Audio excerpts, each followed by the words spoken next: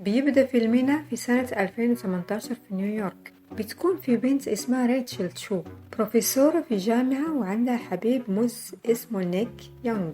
بتروح مع نيك يشربوا كوفي في مقهى، وبيقول لها انه عايزها تسافر معاه لسنغافورة عشان تقابل اهله ويتعرفوا عليها، بس هي بتكون مترددة بس بتوافق.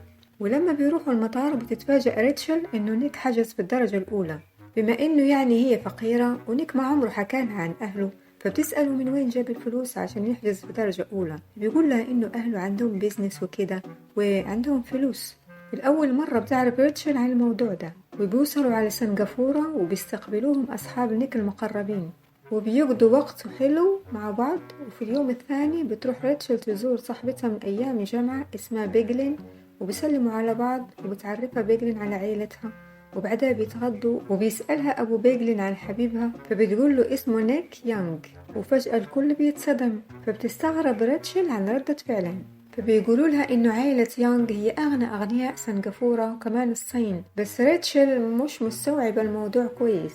فبتقول لهم إنه حتروح لبيت جدته اليوم لأنه عاملين حفلة. فبيجلين بتقول لها ما ينفع تمشي عندهم وإنتي لابسة الفستان ده، فبتعطيها فستان من عندها. ولما يوصلوا على العنوان بيدخلوا من البوابة بيشوفوا بيت جدة نيك اللي بيكون قصر مش بيت، وبيستقبلها نيك عند الباب وبيسلم عليها وعلى بيجلين وبدعوها عشان تدخل للحفلة، وبتقبل وبتكون مجهزة فساتين وجزم في شنطة سيارة بتختار واحد منهم وبتلبسه. وبعدها بتقابل ريتشل أم نيك، ولما بتسلم عليها بتكلمها بتعالي وغرور وبتنقص من قيمتها. بس نيك بيحاول يرتب الجو وودي ريتشل عشان تتعرف على أقاربه التانيين، وبيعرفها على أسترد وزوجها. بعدها بتقابل صديقات أم نيك اللي بيكونوا نفس نوعها مغرورات جدا. وهنا بنشوف أسترد وهي بتتكلم مع زوجها شوية، بتركها عشان يكلم أصحابه وبينسى التليفون. فبتلاقي أسترد رسائل وبتعرف إنه زوجها بيخونها مع واحدة. بعدها بتقابل ريتشل جدة نيك وبتعجب بها كثير. وفي اليوم اللي بعده بتكون في حفلة العزوبية لقريب نيك اللي راح يتزوج، وبتقابل ريتشل واحدة اسمها أماندا بتكون لطيفة معاها في البداية. فبيعترف نيك لصديقه المقرب إنه عايز يتزوج ريتشل وبوريها الخاتم. وفي دي الأثناء بتكون ريتشل مع أماندا في السبا بيعملوا لهم مساج. فبتبدأ أماندا تحكي لها إنه نيك كان حبيبها السابق وأمه كانت عايزة تزوجهم، بس هي ونيك كانوا مش مستعدين للزواج. فبتتضايق ريتشل وبتخرج، وهي خارجة بتسمع كل البنات اللي في السبا وهم بيتكلموا عليها وبيقولوا عليها قبيحة وكيف نيك يختار واحدة مثل هادي.